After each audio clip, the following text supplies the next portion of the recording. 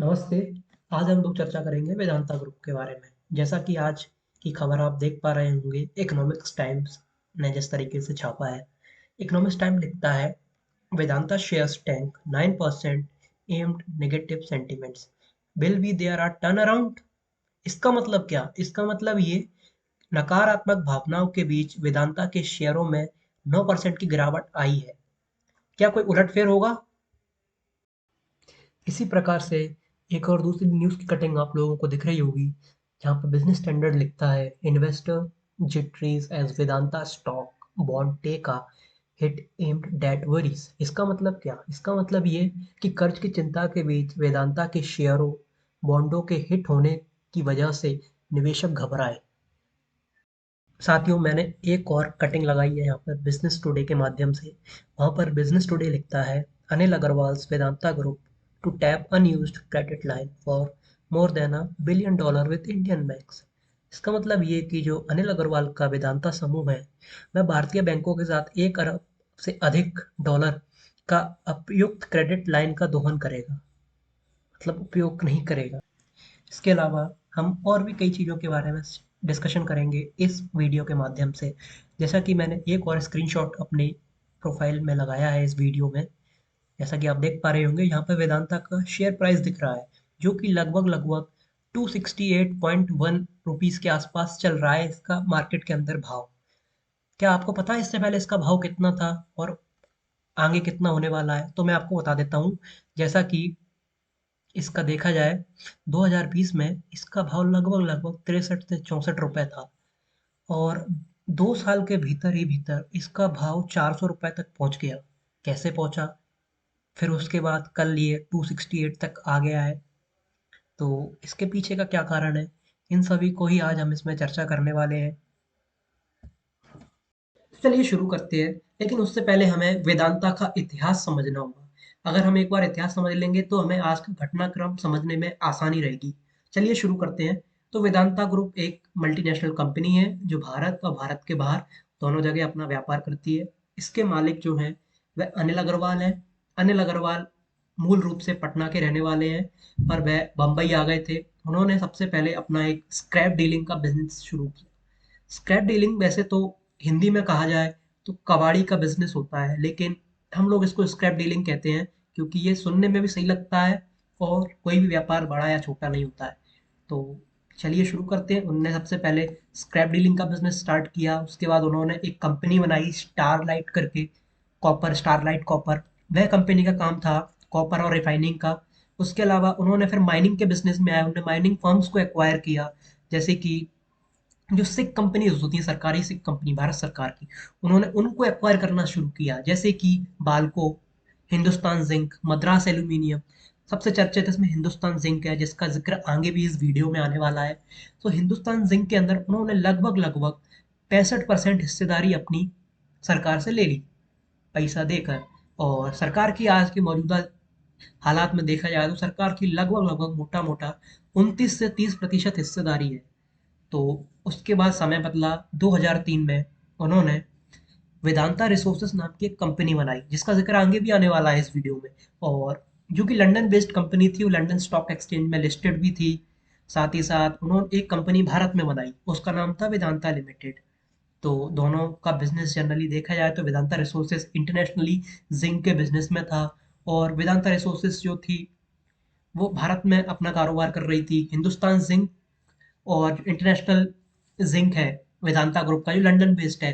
तो वेदांता ग्रुप चाहता था कि इन दोनों का मर्जर हो जाए, लेकिन कहीं ना कहीं सरकार इसमें बीच में आई, दखल किया उसने कि नहीं नहीं, ऐसा नहीं हो सकता है। उसके पीछे कारण ये है, इससे जो शेयर होल्डर्स हैं, स्मॉल शेयर होल्डर्स, वो प्रभावित हो सकते हैं।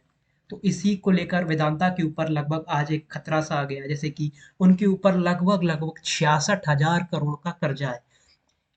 15 point almost 5 to 6 billion dollars in US dollar. तो इतना इतना उन पर कर्जा है।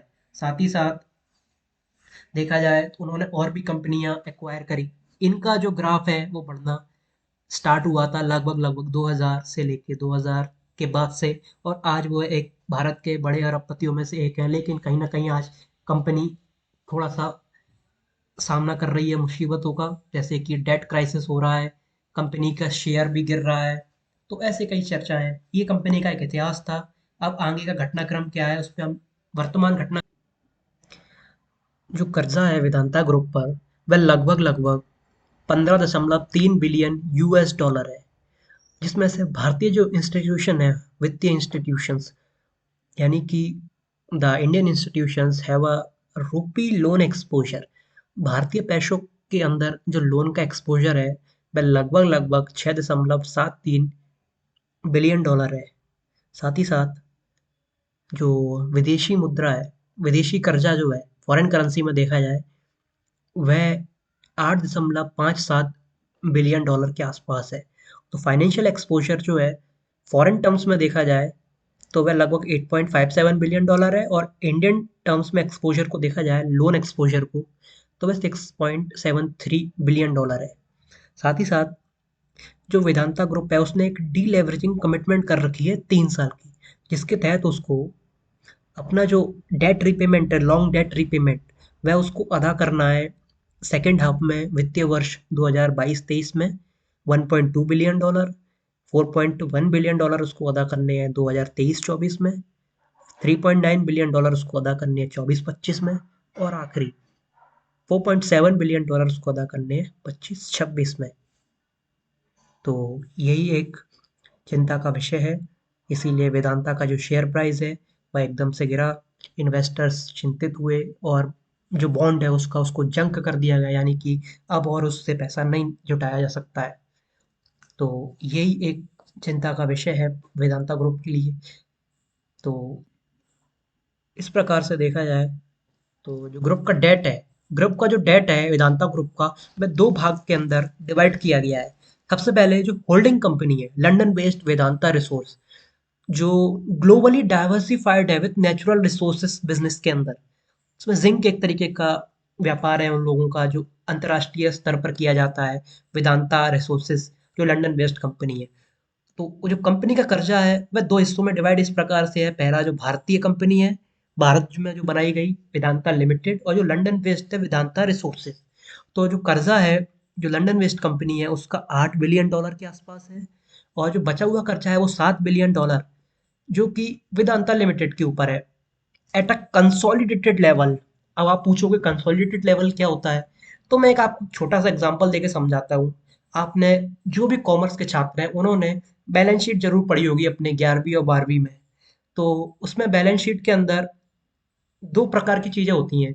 11वीं और 12वीं में तो सिंपल बैलेंस शीट बनाई जाती थी और एक हॉरिजॉन्टल बैलेंस शीट बनाई जाती थी।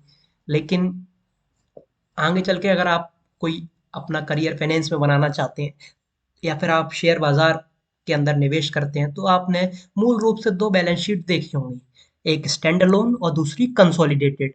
तो स्टैंड अलोन बैलेंस शीट वो बैलेंस शीट होती है जिसमें कंपनी जो व्यापार करती है उन सबको रिकॉर्ड करती है, और कंसोलिडेटेड वो बिजनेस होता है जो कंपनी ने जो निवेश अपना दूसरी कंपनियों में कर रखा है, या फिर उनका जो व्यापार है दूसरे देशों में, उन सबको मिला के जो चीज़ें रिकॉर्ड करी जाती हैं वो कंसोलिडेटेड बैलेंस शीट में की जाती हैं। मैं आपको एक उदाहरण देता हूँ, जैसे कि टाटा समूह, टाटा में जो टाटा मोटर्स है, अगर वह रेवेन्यू जनरेट करती है भारत से, तो मान लीजिए एक उदाहरण के तौर पर उसने रेवेन्यू जनरेट किया 70,000 करोड़ का, तो इसको स्टैंड अलोन की सूची में डाला जाएगा, क्योंकि जो टाटा मोटर्स है वो भारत में व्यापार करती है, तो उसका जो रेवेन्यू है वह भारत से आ रहा है, यानी कि एक जगह से आ रहा है, तो उसको हम डालेंगे स्टैंड अलोन बैलेंस शीट में। लेकिन कंसोलिडेटेड की बात आती है तो सपोज कीजिए जो टाटा मोटर्स है उसकी जो और कंपनियां हैं सब्सिडरीज, जैसे कि JLR, लैंड रोवर, इन सब का जो रेवेन्यू जोड़ दिया जाए तो मान लीजिए 2 लाख 3 लाख करोड़ के आसपास बनता है। तो वह हो गई स्टैंड अलोन, यानी कि सबको मिलाकर जो उसके अलग बिजनेसेस हैं, कंपनी ने अलग अलग जगह निवेश कर रखा है। उम्मीद है आपको कंसोलिडेटेड का मतलब समझ में आया होगा। ये एक छोटी सी कोशिश थी आप लोगों को समझाने के लिए। तो उसके अलावा जो कंपनी है, एक इंटरेस्टिंग फैक्ट और दिया गया है इसके अंदर। जो वेदांता लिमिटेड ने जो रिपोर्ट किया है अपना टोटल इनकम वित्तीय वर्ष 2021 और 22 में, वह लगभग 1,35,332 करोड़ रुपए है, जिसमें से उनका नेट प्रॉफिट 23,710 करोड़ बनता है। ये वित्तीय वर्ष 2021-22 की है। तब कंपनी का भाव जो शेयर बाजार में था वो 350 से 400 के आसपास रहा होगा, ऐसी मैं उम्मीद करता हूँ। क्योंकि मैं शेयर बाजार का निवेशक नहीं हूँ, लेकिन मैंने जो खबरें पढ़ी हैं उस हिसाब से बता रहा हूँ आपको। क्योंकि 2020 के आसपास इसका भाव 63 रुपए के आसपास था।